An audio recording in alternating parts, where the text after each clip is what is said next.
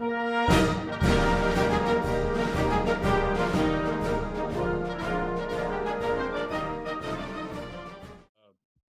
want to discuss AI today, so I'll have questions for you. You're the only person I know, maybe one other in the Twin Cities, who knows how to inform and guide me on this subject. I know you like to keep a low profile in these podcasts, but I may have questions for you before this is all over. AI, of course, is what the Writers Guild is concerned about being replaced by. Bess Kalb, Kalb, whose Substack I subscribe to. I have no idea what a Substack is. She's a writer for Jimmy Kimmel. And she posits today that AI will not know how to write comedy because AI has never felt pain. The great comedy comes from pain. And there's no way to instill or feed the pain into whatever it is. See, I don't even know, is it a certain kind of computer? Is it a certain kind of machine? What the hell is it? It's just an algorithm, but it's just a smarter Google search, except it can now write essay in an essay form or write a script in a, like a playwright would or anything like that. It can even do programming. I've told it write a program to calculate pi, and it wrote a nice some snippets of code to write. Well, yeah, and didn't you use some sort of AI sounding voice for the promos for this when we first started the podcast? That's not really AI. That's just a text to speech that's been around for a long time. Okay. Welcome to the Bob and Kel CleverCast for the week of May 18th, 2023. We're going to discuss AI as in depth as it's possible for me to question my partners, because I am, the people who are inventing this, they're going on TV to tell you, yes, this is what I've invented. I think it should be immediately regulated. I think you should go easy with it. It reminds me of the people at the head shop where I purchased Happy Chance, cannabis-infused treats. They say, start slow. I'm sorry, it was start low, go slow, We invented this, but we don't want you to go overboard with it, People ask me, how is it, Bob, that you behave as you do at your advanced age? And this is the answer. Happy Chance, cannabis infused from High Tide in Malibu, where I am known as Your Highness. Here comes Your Highness. And it is also infused with solventless rosin, which I think may be what was on the palms of that Yankee pitcher a couple of nights ago who got thrown out of the game and then suspended for 10 games.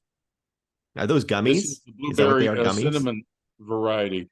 2.5 milligrams of THC per bite, 100 milligrams per package.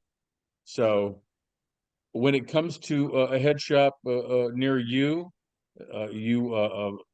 podcast heads in the state of Minnesota, after it's fully legalized, I would recommend this. It provides a kind of mellow floatiness that also translates into a very nice, serene, seamless night's sleep.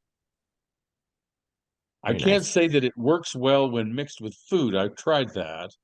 So apparently you're just supposed to, nip and snip and sip away at it, and eventually get the job done. How about alcohol? This is going to last quite a while. I don't know whether you can see this, but it's like a candy bar. You take little sections off and try to make your $45 last as long as you can. Wow. Is AI, is deepfake audio AI? Are you familiar with the audio that can be put into a politician's mouth, let's say, on tape or online to make them say silly things, but it looks like they're actually saying it? Yeah, there's AI technology involved in that. They need to not only capture the voice, but they also need the inflections and how they say certain words. They all have their own little accents, so they have to capture all that. And I think Okay. AI technology is involved in doing those fine details. What Is of that the a little two? like I'm sorry, Kel, I interrupted. is that a little bit like the imagery too? It's like I know that they put the Pope in all sorts of like fur coats and big jackets. What is it, Balenciaga coat Pope or something like that? Do you know what I'm talking about? Yeah, I saw that picture. Yeah. Yeah. Big So silver puffy coat. yeah, Yeah, I saw that people picture. think they're real, but they're not. One of the two celebrity impersonations I've been working on since I last saw you is a fake uh, deep fake audio of Mitch McConnell coming out of the White House with his fellow Republicans behind him. He goes to the mic and he says, "Oh, I'm not wearing any pants." And then See, it can be later in used the for press good too. conference, he'll say something like, "I'm hung like a horse." So that's my deep fake audio impersonation of Mitch McConnell. And then here's a very rare kind of impersonation. You familiar with Paul Hogan, aka Crocodile Dundee? That's yeah. Yeah. Do you recall the part in the movie? I think it was the first Crocodile Dundee movie where there a knife fight's about to break out. Mhm. These guys get their knives out, and Paul Hogan ridicules them, says, "Come on, that's not a knife." And then he brings out this big honking hunting knife, and gleaming. It's like 5 inches thick. Slaps it on his palm and says, that's a knife." Right? Yeah. Remember that scene? Yeah. Okay. This is my impersonation of Paul Hogan in his living room with a companion, watching a Michael Fassbender movie called Shame, in which Michael Fassbender shows a lot of frontal nudity throughout. He has this amazing, member that Mm. as he's walking nude through his house in the movie, it does either the metronome type thing or it does the pendulum type thing against his thighs. So I'm trying to picture Paul Hogan watching this and turning to the person next to him and saying, "No, that's a penis." So that's how There's we'll begin the show. there's a little southern drawl to that. Now that's a penis. Now that's a penis. Yeah. Um, to clear up the connection, I think for the first time, my connection with WGA, you'd have to go back to 1980. Little Kel Gradke was looking forward to his 8th birthday, and I was answering the phone in my home in Arlington, Texas. The song "Soul Survivor" from Exile on Main Street was just blasting in the house. I lived alone. And I don't know why I didn't turn the music down, but I answered the phone. I could barely hear what the guy was saying. His name was Craig Fisher, representing the Writers Guild of America, East Chapter, New York City, telling me that I was being awarded the first ever Screenwriting Fellowship, accorded by that organization in conjunction with the New York State Council on the Arts. The drill was, in olden days when there were no, email attachments of PDFs that you can fire off in like 6 seconds from your files, you literally had to, type. I typed on a manual typewriter with carbons, and you made photocopies, and you typed on stock 3-hole stock from Office Max or whatever the big box store was back then. You bratted it yourself, packaged it, put it in the mail, weeks to get a reply. So finally, anyway, they did reply and told me that they would be awarding me a check of $3,500 if I could come to New York and accept it. $3,500 at that time was more than the Pulitzer was worth, and in today's money, almost $13,000. So then the task became, because I did not have the $200 necessary to get on a plane to go to New York, I had to go hat in hand and knee on the floor to my father, who was already furious at me with me because at the age of 29, I had not performed that rite of passage, Texas young people, the professional bar mitzvah known as the teaching certificate. Just get your teaching certificate. You're insured of 25 grand a year for as far as the eye can see. And so I didn't want to be a teacher, though. That's the only problem. So he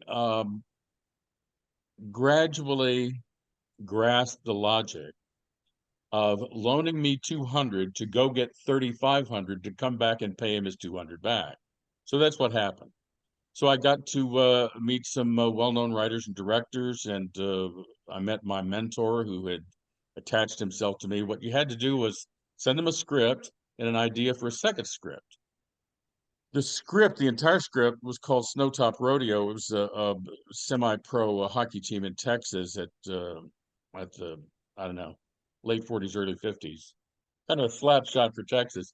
And then the idea for the script was something called 101, which was the time of day when JFK was pronounced dead publicly. It invented the man on the grassy knoll, gave him a backstory, gave him a girlfriend, blah, blah, blah. Imagine his surprise at the grassy knoll when he found out he was not the only person there to assassinate JFK. Anyway, those were the two ideas that attracted the Writers Guild attention. And so I got to New York to accept it and to meet the people and drink their beer. And my agent showed up and left with me after the festivities. My mentor, by the way, is still a friend to this day. He's in his 80s. His name is George Malco. He worked with all the greats. One of his movies is Dogs of War with Chris Walken. He adapted a Frederick Forsyth novel. And he worked with Bertolucci on a movie with Jill Clayburgh called Luna. And he just done a bunch of stuff. I was very proud to have him as a mentor, and he's still a friend to this day.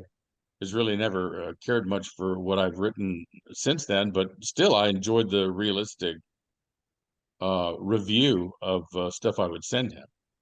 So anyway, left there and did not know, bumpkin that I was, that you couldn't bring opened bottles of beer into a New York taxi cab. Wow. So I was scolded for that. And then the last thing I remember, I do not remember getting back to the hotel. I remember being driven to my agent's apartment and being led to her bed. And no, there was no happy chance back then. There's only, whatever they were serving out of the refrigerator. Okay. And the last sensation I remember was Oh no, that sensation? I know where this is going.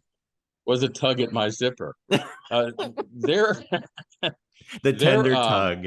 are suitable ways to end stories, and that's as suitable of ways I know to. Yeah, it's always end the that same way. ending with you. But Always a happy ending. but ever since, I've been, kind of sentimentally attracted to WGA Goals, being a laureate member, so to speak. Was never a dues-paying member. Was that your first trip sorry? to New York? No, I had been there in 1976 on the tennis tour. I already knew my way around the city pretty well. I had already, I was 29. I'd already been around the world 4 times with tennis professionals. Amazing. But that was one for the record books. And ever since, and this goes to the strike of 87 or 88, where that same mentor, whose father had played, his father was a classical musician who had played with Shostakovich, to name one, George had to pawn his father's priceless violin in order to stay alive, because the strike went, I don't know, a year or two. It was just horrible what these people have had to go through to be able to entertain us, right? To provide the foundation for the entertainment. They're the ones, of all the people, not to get paid, This is why you have unions, across the board, regardless of industry. Then came the strike of 2007.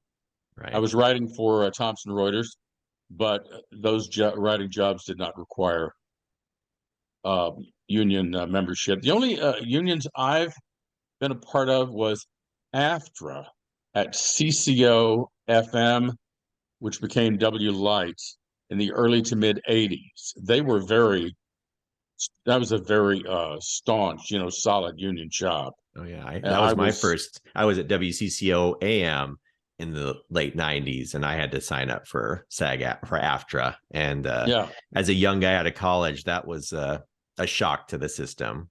Union dues. Well, I appreciated the way the union steward represented us for the least little thing. They wanted to hold the company's feet to the fire as far as enforcement and compliance, and that's their business too.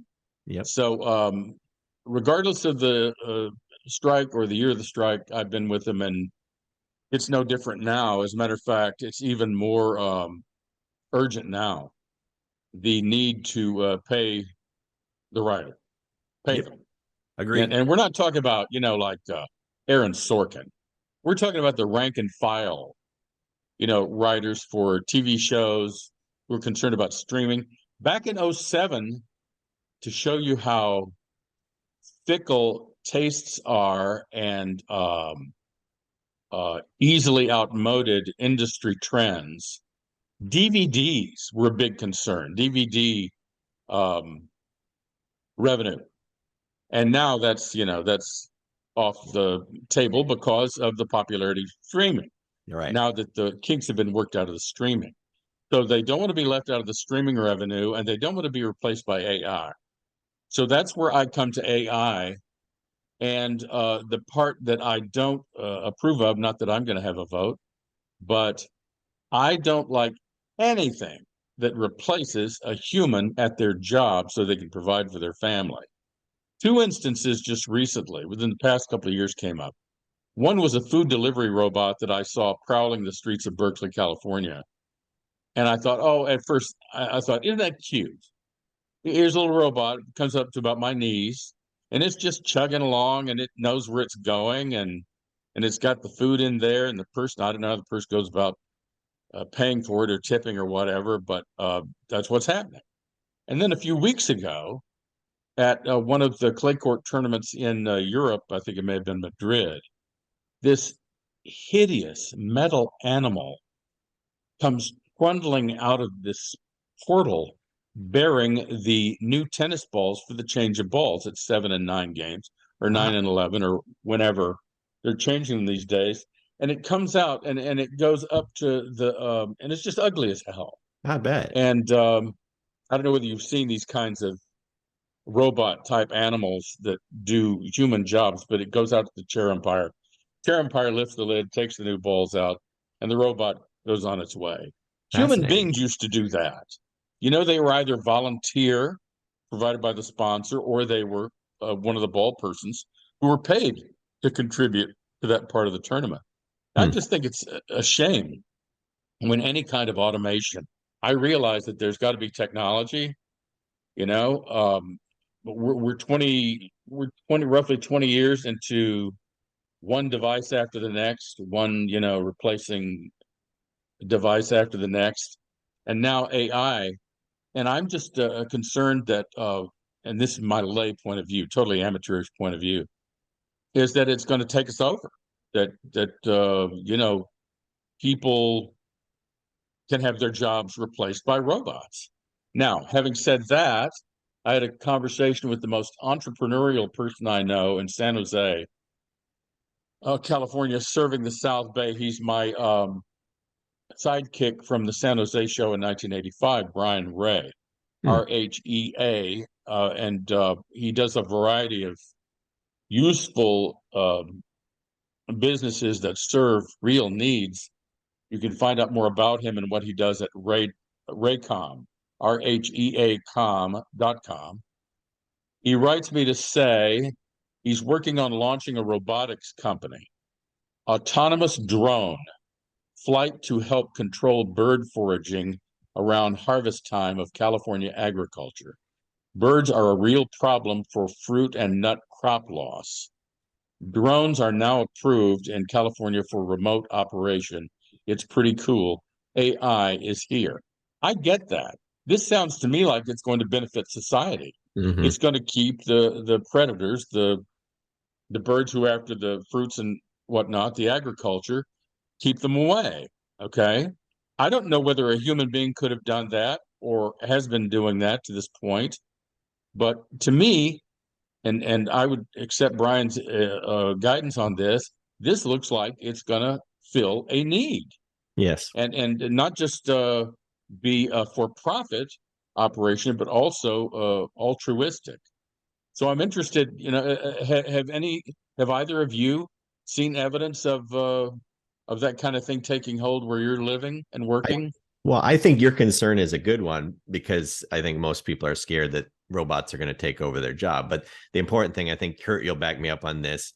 Most robots or motorized situations like that need a human to run it. So a lot of companies I know are teaching the employee how to run that robot so they can make it easier to do their job, not necessarily get rid of them. Now, I know in a lot of car plants have been famous for letting go of their employees, but I know that a lot of them want to keep the human element in it. And if a robot will help keep their job moving smoother, it'll make more sense. I don't know. That's So just some of these robots are like model airplanes.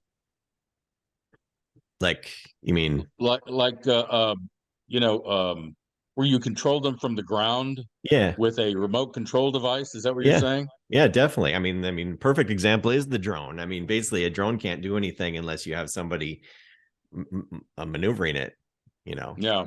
I mean, the company I work for uses it all the time with construction projects when you're flying around and getting overhead views and taking a look at things. I see them at the beach. They're taking photography of doing photography of whales and sharks and that kind of thing. We saw one which, a person would have to be in a helicopter or a low flying whatever the biplane or whatever those are called to take that kind of photography. We were in Florida a couple of years ago and we saw a drone just outside our hotel room peeping in at us. So there's that too. Peeping drones. Yes, peeping drones, Bob. Believe it or not. Wow. I was putting on a show just like our friend Brad Newman. I saw Brad this morning, as a matter of fact. You did? Did you say hi from Kel? The testosterone replacement of a week ago has kicked in. Oh. Because I saw Brad this morning for a few minutes, and he seems to be, just getting the job done, getting her done. Way to go, Larry, the cable guy. I don't know why this occurs to me, but when I went in for this first visit to this particular UCLA men's clinic in Santa Monica last week, coming down on the elevator, and there are like 4 or 5 other people in the elevator. And then 2 people get on, and I'm going, holy crap, the guy not wearing a mask is Christopher Guest. Oh. Well, that must mean that the short, spiky, salt and pepper haired woman with him wearing the mask, like she thinks she's going to fool somebody, is Jamie Lee Curtis. Oh, the yogurt Isn't that nuts? Yeah. So, who knows what they were there for, but they went down on the elevator. I was tempted to congratulate her on her Oscar, but I don't know for a fact that she won one because I didn't watch the televised ceremony. She did. I think I heard through the grapevine that she won. Yes, she did win. Yes. Yeah. A lot of people weren't happy with it, but that's the way it goes sometimes. Kurt, what is your exposure to drones? Do you have any?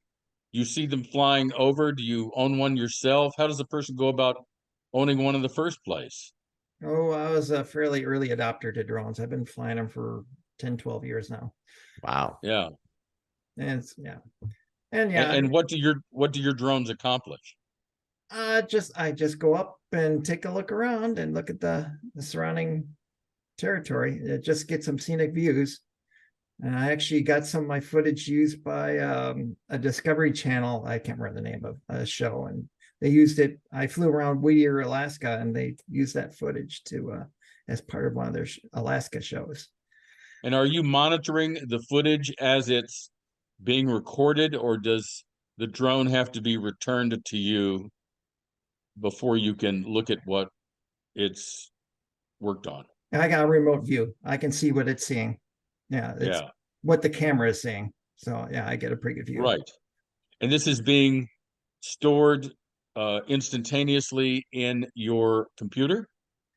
It's being stored at both places. It's being stored on the drone and on my phone. I'm using my phone as the display. Okay. Kurt, is that just your personal use or is that for a job? And it's Okay. personal use. Okay. Yeah, there's the FAA requires if you're going to use it for a job, you need to get something called a Part 107. I haven't done that yet. Okay. So Is that Minnesota law what you just cited? No, this is federal FAA. Federal, okay. Yeah. But these are cleared to be used for this purpose in the state of Minnesota? Yeah, just for recreational use. Yeah, you have to follow the FAA rules for even recreational use. But yeah, if you want to do it for a real estate agent who wants drone footage Oh, of yeah. house for sale, you need a Part 107 from FAA in order to fly around and take pictures. And where do you go for that? Where do you go for that? An office in St. Paul? There's testing places. I haven't looked it up in a long time, but yeah, it has to be an FAA approved testing facility that you get tested on. And did you use one or more of these in your capacity with the Weather Service? No, not in an official. I think to use it in an official way with the Weather Service, I think I'd have to get the 107. Yeah. So yeah, it's a fun little hobby. I haven't been doing much of it lately, but it's a fun little hobby. I just don't know how. Kel, you just didn't you just give us an anecdote about spying via drone? Mm-hmm. I mean, Like, yeah, it's that's what the kids are the ones who get them as Christmas presents, and Yeah, they're flying those things all over the place. I was spied by a drone when I lived in Hawaii. I was on the 7th floor of a condo, and there's this little drone that was hovering and looking in my window. Little beeping red light. Uh-huh. Crazy.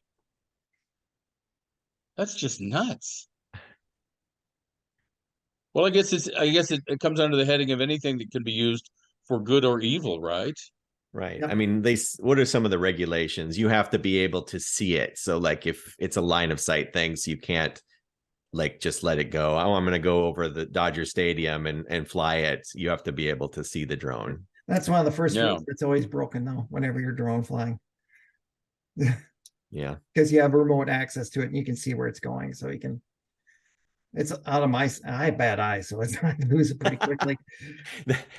That's your plead. That's your Yeah. plead. I can't see it because I can't see it. I don't have good eyes. Years ago, I remember seeing people fly kites of various kinds at the beach, and I'm thinking, wonder what would happen if they could mount a camera on that thing. And damned if they haven't done it. I mean, it's the drone, right? Yeah. Performs the same function. You should have marketed that idea back then. You would have had a man. No, I even got a brainstorm. Boy, this was I forget after which beer this was years ago in Woodbury at a place called Sunsets where we played NTN trivia, and I just got it in my head. Oh, I know, Bluetooth earrings. Wow. And then I got home and Googled Bluetooth earrings, and someone had already come up with it. I know there's Bluetooth cufflinks. That was pretty popular back in the day. I just don't know, how a person goes about thinking and following up on anything original anymore, because the number of original people out there, entrepreneurs like my friend Brian in the South Bay, and then other, well, like, I hate to use him in this context, but Elon Musk. People in high places and low places. Well, like with Jobs, I got the impression that the reason Steve Jobs came up with his inventions was to fill a need, his own. He wanted a slab in his palm that could do 24 things. No, not just a phone, but a phone that did 24 other things. Correct. In 1914, a series of books for kids came out, and I read them voraciously in the 1950s as a child. They were the Tom Swift series of books. Tom Swift and his diving sea copter, Tom Swift and his ultrasonic cycloplane. And then I went back over the series yesterday, and I found one from 1914 that said, the title of it was Tom Swift and his photo telephone. Well, That's 1914. Yeah, genius. that's what that's what you got to tip your hat to, regardless of how it's used for evil by certain countries or governments or gangsters. You got to tip your hat to the person who came up with the idea. I was reading this history, weird thing, totally kind of off subject, but I was reading this history of the baseball cap, and they were talking about the different styles over the year. But back in the 30s, some Cleveland Indian had a cap that had the glasses come down from the bill, so like almost like flip glasses, but they were attached to the hat. I'm like, that's genius. I was at an office the other day because we work in construction, and there's like a hard hat now that has the glasses that come down from the hard hat. So I'm like, I mean, Well, it's like for welders, right? Right. The thing that flips down over your face. That too, but when you these are weld. actually glasses or protective lenses. So anyway, And someone with the Cleveland Guardians came up with this? Cleveland Indians. I think his name was Ed Roush. I don't even know. He was a ball player back in the day. So crazy. Did he have a thing of Chief Wahoo on his cap? I know they don't The retro racist logo of the Cleveland Indians. Yes, wifey was in Cleveland last week, and I asked her to buy me some Chief Wahoo material. There's nothing. You can't get it anymore. There's nothing around. You just stuck with Guardians. I'm glad you brought up the subject of baseball hats, because I think we established the last time that we met, and I had to break this news to my son and to my sister, Okay. that baseball hats, dogs, and bicycles are for children. And you've given me another entity to add to that list. In our conversation this past week, you mentioned baseball cards. Not that I'm not regretful. I am that I didn't save mine. I don't know where they are, but I know they'd be worth a lot of money today, because I was saving them since my first year in Little League, which would have been 1957. So you can imagine the Mickey Mantle rookie cards, what they would bring today. But I think we have to add, I won't say children, I'll say young at heart. Yes. These are items for the young at heart, especially when the baseball cap is worn with the bill on the side of the head, like Spanky and our gang. little rascals, young at heart. And then while riding the bicycle, maybe with the glove on the handlebar, the ball glove on the handlebar. Halcyon days. Yeah, for the young at heart. My sister took it pretty well, actually, when I informed her through the podcast that dogs are for children, and that I felt kind of Have odd you've never owned a harkening back to dog my or a pet? 40s when I had 2 dogs and a cat. I'm sorry. Okay. You've had when did you have a pet? How long ago how long has it been? Oh man, I had a dog during the first marriage and most of the second. Bought from a pet store, hip dysplastic, paid for a series of surgeries, Ugh. and he lived 5 years longer than the typical normal, whatever the term is, sheepdog is supposed to last. So and he's relaxed next to his lab mix companion in the Ramsey County. Is it Ramsey County? Ramsey County Humane Society. Okay. Pet cemetery on Highway 36. Well, I'll stop by and say hi. Or Gave pay him a my great life. respects. Sandy and Shelby gave him a great life and a great send off. I remember the guy, the grave digger, asking me, "You won't? I can use I can use Mitch A deep McConnell's fake. voice if you like." He Use one of said, your deep fakes. "Do you want to see the animal?" And I said, "No, I don't want to see the animal, because you're going to lift the lid and you're going to show me the gnarled, curled version of a beautiful animal who used to lope toward me in meadows across the United States, who went from Texas to Minnesota with me, Oh, wow. Minnesota to San Jose, Wow. San Jose back to Minnesota, a lot of miles on this dog. So no, I don't want to see the animal. I don't want to remember him this way. And this is, the same reason that I didn't want to see Simon and Garfunkel in the year 2003. I didn't want to see the Judds, except maybe to catch Naomi if she had a relapse on stage of whatever she was suffering at the time. Mm. The same reason that I don't want to date Diane Feinstein. That's why. I think it's clear that someone has beaten up Diane Feinstein. Well, she I don't know knows. whether you've seen photos of her or Uh, a video of her lately, but but that's just sad. I hear she's back though. I hear she's back in her She's seat. back in a wheelchair and just not making a lick of sense. Oh, Not making a lick of sense. you've got you've got Fellow quite senator, and I can't talk to her anymore. you've got quite a cadre of politicians in your neck of the woods. A lot of them don't make a lot of sense. But Well, we carry on. I like your governor, and you should like mine. I think that I'm building toward a some sort of confrontation with the second ex-wife, who is apparently very proudly living in DeSantisville, Oh and no. just doesn't have, a speck of scruples or conscience about it, Oh my. contributing to that puny tax base. And I don't know, by now maybe she's volunteered to help him kick a trans girl in the nuts or something. He's a menace. And he's going to be announcing for president next week. And she's Oh, down there. I guess she's inherited half of her parents' wow. timeshare. And my conscience would not allow me No. to spend 5 minutes or a thin tourist dime in the state of Florida.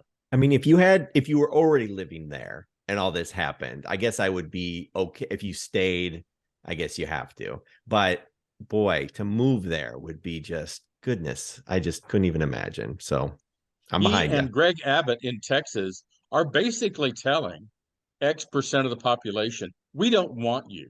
We don't believe in you or your rights or your special, biological or gender needs.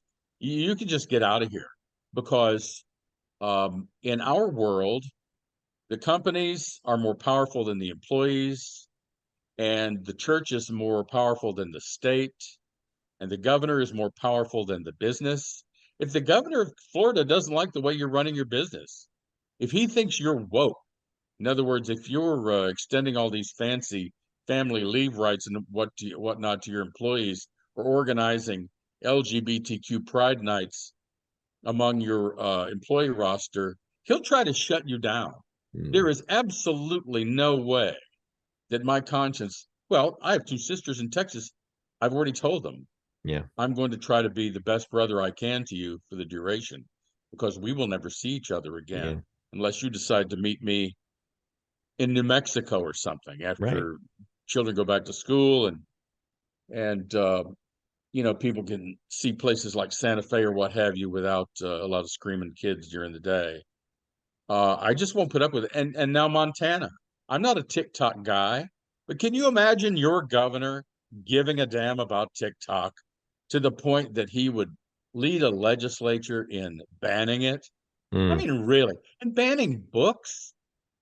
I I don't was get it. conversing with my brother-in-law in Texas about the new biography of Leon Russell, and I said I really recommend it, but there is some strange behavior portrayed in this book about Leon Russell. He ran with a live and let live crowd, and you probably ought to buy this before it's banned. Getting a little I don't know. dig in there. It's terrible. I don't know. The politician I miss the most that got like, ran out of town, for lack of a better term, is Al Franken. I think he could have really made a difference, but he was, I don't know, crazy. Because currently I'm reading this book, the Tom Davis book. Did you ever read that Oh, one? wow. I've heard of that. What do you think? Yeah, it's great. All the behind the scenes stuff of SNL and Dan Aykroyd Yeah. and Lorne Michaels and I Jerry didn't even know Tom Garcia. Davis was still alive. He isn't. This is a couple years old, but Oh, so Tom Davis is no longer with us. correct. Okay. But that's I kind of enjoy that more, reading a book from a guy that's passed. Yeah. Oh, Keeps it. exactly. Someone else who is no longer with us, and you won't hear a segue like that very often, Mm-hmm. is a member of New York City's top 50 most dangerous homeless by the name of Jordan Neely. Yeah. And fortunately, I have the kind of time as a retired person that I can sit down and think of all the mass rapid transit, light rail, subway type action I've been privy to in my life. That same trip I was telling you about, 76, summer of 76, my first trip to New York, I went on the subway. And what an education. Everyone in that subway car, this is 1976, mind you, looked miserable. And I'm looking around at me at all these long faces, like, an Avedon photo of a group of long faces from, the Hoovervilles in the Depression or something. And I'm thinking, is there a law that says you people have to stay in this city that makes you so miserable? And there was a guy leaning against a door, like he was hoping the door would open and he could be flung out of the subway car to his death. And while he was leaning on the door, it's one of those things, I was 25. And, almost 50 years later, I can't unsee this. He was trying to break his arm. I know. By how? I don't get it. Wow. So he was trying to break his arm. I I I can't. can't tell you. I can't tell you the position he was in, but he was trying to harm himself in any number of ways during the time I shared with him, as far away as possible Yeah. on that subway. Since then, I've been on the tubes in London, in Montreal. I took a subway as a child in Fort Worth, Texas, from a parking lot to a department store downtown. Um, I've not been, actually, I was on light rail in the Twin Cities, and this is what gets to the Yeah. part of where people are grieving the dangerous homeless guy rather than applauding the person who had the courage to even get close to him. I will get close to them. They live like animals, and they're walking disease factories. So I think it takes a certain amount of courage just to get near one of these people, okay? Right. So 2 trips from Bloomington to Target Field. On one trip, a guy with a guitar who decided he was going to serenade us the whole way. And then another guy was an evangelist with a Bible who thought he would sermonize to us the whole way. And I'm sitting there on each of these occasions and I'm thinking, my Christian faith won't allow me to physically harm this person in order to shut him up. So that this ride that I'm paying for and that everyone else is, this guy just hopped on. I don't know. They know you're a captive audience.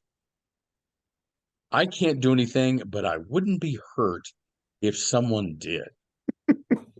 That happened twice. I don't know which was more annoying, the being held hostage to the folk singer or being held hostage to the Billy Graham like evangelist. Either way, it was unfair, and there wasn't any security on this car or on the train line, what have you, wherever at any juncture. And apparently, there's no security either at our light rail here or yours, because that's where seemingly the majority of the violence happens Yeah. in LA and in the Twin Cities is the train station. Yes. Isn't that nuts?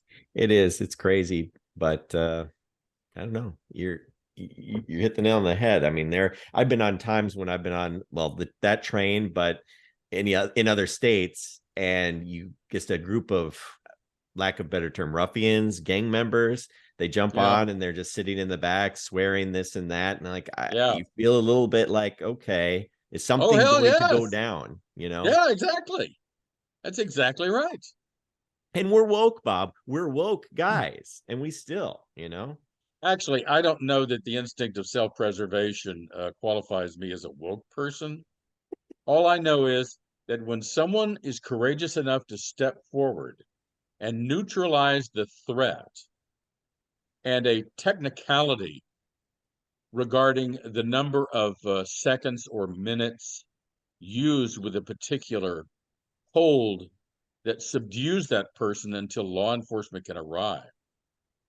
I'm sorry that the person is dead, but I'm glad that everyone else lived.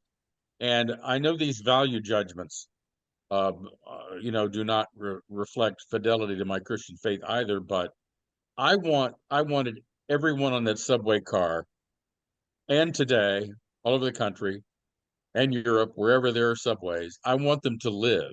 I don't want the troublemaker. And by the way, when you hear the witnesses, as you will at the trial of of Daniel Penny, when you hear what the witnesses heard and the fear that they felt, I hope people will understand why this guy felt he had to step in. He is not Bernie Getz 2.0. He did not go onto that subway car intending to harm anyone, like Bernie Getz brought his gun, on board because he was fed up, being jostled and dissed by black youth. Yeah. This is not Bernie Getz. Right. So, are your only light rail or mass transit or subway stories from your own system there in the Twin Cities? Yeah, pretty much. I mean, there've been some times like when I was out in Vegas. I mean, if you count taxis and Ubers, there's always, and this, drivers are always a little bit, crazy. So like and I don't know how people get their hands on Teslas, but the driver I had was very proud of his Tesla, and he would Isn't that nuts? roar up to the stoplight. He goes, I don't even have to look. And the car miraculously stopped short of the bumper of the car in front of it. I'm like, you're scaring me right now, dude. Put your hands on the wheel. How is a person who has just spent $100,000 on a car, on an electric car, Yeah. how does he need to drive it for business? Could a person make monthly payments driving a Tesla for Uber or Lyft? I'm guessing he's got other career aspirations. Maybe he's got, I don't know, maybe it was Brad Newman. Maybe he's got another income coming in. Who knows? In Berkeley last year for the Robert Plant, Alison Krauss show, we were driven back to the hotel by a young woman. I don't think it was an electric car, but the car had become completely Asian. Oh, Asian readouts everywhere. oh wow. It was like stepping into some sort of Asian spaceship and being driven back to the hotel with it. Domo This is a arigato, different Mr. culture. Roboto. Huh? Domo arigato, Mr. Roboto. I guess. This was this was a different kind of transportation, but it's nothing like, I think only once or twice I turned to my backseat mate and said, I think we're about to be kidnapped. Only once or twice in several years of ride shares have I felt that. But I don't know whether you've seen a movie called The Taking of Pelham 123 or one called The Incident from way back in the day. I think even Ed McMahon was in this movie, black and white, and it'll put the fear of God in you. Even back then, it was conceivable that an entire subway car, the people inside it, could be terrorized by one person. Yeah. Who just got his kicks by doing that. And then fast forward however many years, and I'm sure Jordan Neely is not the only person who will be in a subway car today to announce, I don't care anymore. You can kill me today. I'm hungry and I'm angry and blah, blah, blah. And, I'm sitting there, I'm trying to imagine myself sitting there listening to this, and I'm just thinking, whose fault is that? I mean, ever since I settled where I've settled, they're standing, looking able-bodied on medians and off and on ramps Right. with cardboard signs. And there was a here, this poster guy on the Sunday New York Times last Sunday. His name is Abdul. We're supposed to save Abdul. I mean, Well, you sound like a hard ass. there's But whatever happened to a job? Whatever happened to not feeling sorry for yourself? If you right. can stand and you have the strength to whine and lug your junk, literally possessions, Right. around a given county, I gotta believe that you can do something, especially in a country that's crawling with jobs post-COVID because of the, very Yeah. selective workforce. I've thought that way myself, but it's always, I know I was watching the Minnesota United soccer game last night, and they were all wearing these green ribbons on their jerseys. I'm like, Marcella, what is that? She's like, oh, it's Mental Health Awareness Month. And I think it's more prevalent these days to be more observant to mental I health agree, issues. and I applaud that. But the problem is, there's so many and so few available places to get help, especially when it costs a lot of money, as we all know. You remember the first to lead the way were Simone Biles and Naomi, Right. was it Osaka? Yeah, The golfer, yeah. tennis player? Tennis. Yeah. And people rallied around their need to quit, their need to stop, yes, and have their mental health assessed. But, they could stand not to work for 2 or 3 years because they were multimillionaires. The people I feel for are the ones who institutions are not reaching. I worked with a guy, and this was my point in the comment I made to the New York Times, right. About this Abdul guy, is that I've worked with people who had no legs. Don Vogel had no sight. You remember Don Vogel from KSTP, Yeah. the Round Mound of Sound? I've worked with blind people. And then there was a mental health case at Thomson Reuters who worked, not his cube was like maybe 10 feet from mine, who tried his best to find some help, could not, and killed himself. I remember, going to the funeral, and they were trying to, put a happy spin on it. There was no happy spin to be had. This guy was in his 20s. I can't imagine how dark life has to be before a person will do that. But right. I think that, if they, if the mentally ill among the homeless will not stay in the domiciles we find for them, I don't know what to do. Right. Yeah. No, In the meantime, I don't go near them. Yeah. Because they're angry, and I'm envious that they sleep so well and that they can afford alcohol and drugs without having any jobs. I'm envious in a way. And there was a guy in Santa Monica. I'm just trying to get from wherever, Barney's Beanery, to my car. And he's literally on top of me as I'm walking, and he's lecturing me. He's angry, and I'm trying to ignore him. And it was like, the kind of scene you would have been witness to decades ago in New York, where one of the New York stereotypes was the person standing on the street corner or holding down a stool in a diner, having a conversation with themselves. Well, it's, obviously come fully blown inconvenience from there. I just do not know what to do. Karen Bass, the new mayor of Los Angeles, is doing what she can to clean up the settlements and find homes for these people. But what happens when they don't take to it? When they would prefer the street, what do you do? Right. I always wonder, like, you think you see the people at the end of the ramps with the signs and need money. So I always think, I never do, but I always think, what if I said, I will give you this money, let's go over to what have you, Denny's, and get you a meal? Would they like that, or would they say, no, I'll just take the money, thank you very much? When my first home in the Palisades, I walked up towards Sunset because there was a Starbucks there, and I could use my laptop there to write for my job. And there was a guy sitting on the street in this suburb where the per capita income is $175,000 a year, and he was refusing money. There was a guy trying to give him money, and the guy refused it. Wow. I also don't understand the Palisades brand of homeless who are overweight and have the latest gadgets. Yeah.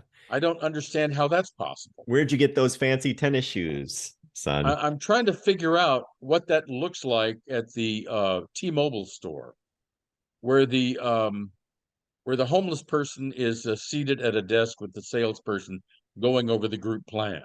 Yeah. This just doesn't make sense to me. That didn't make sense to me. I once saw a homeless person at the end of a ramp, and a van pulled up. He jumped in, and another one jumped out. And I'm like, are they transfer these guys around town? What is going on? It was very, Can I drop a I stat would on you love to see. guys?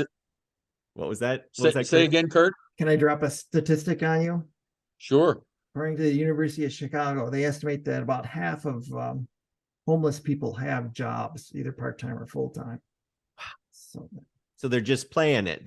They're just Not half of them are playing it. They got jobs, but they can't afford a house, or they don't want the extra expense of having a house. wow. So I'm not like my brother-in-law, Trumper brother-in-law in Texas, who is concerned that the Hispanic waitress is screwing him out of $4 on his breakfast bill. Mm-hmm. But I will admit, seen these people, and they're not.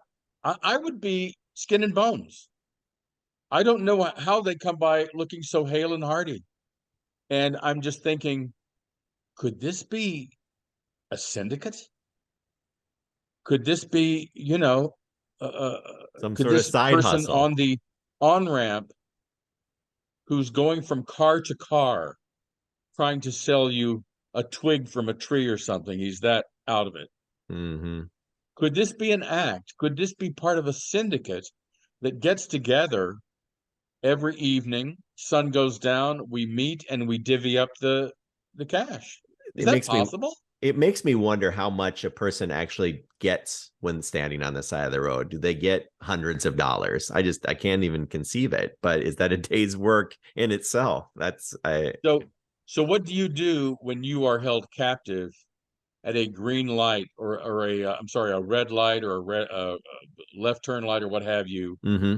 and they're standing outside your car, looking in, wanting you to lower your window so they can panhandle you?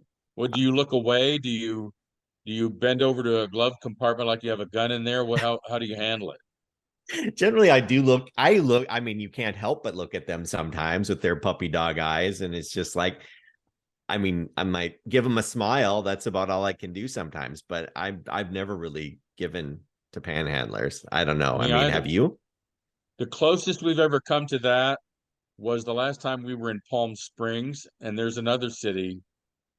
I don't mean to stereotype, but a lot of them do wind up in the really pretty places. And so we came out of I think it was a Peruvian or Chilean restaurant. It was all starches. I mean, if I had finished that meal, I wouldn't have been able to sit down for weeks. And so what we did was, after we left the restaurant with our doggy boxes, we put them on park benches. We also did this in Del Mar, just outside San Diego, once upon a time.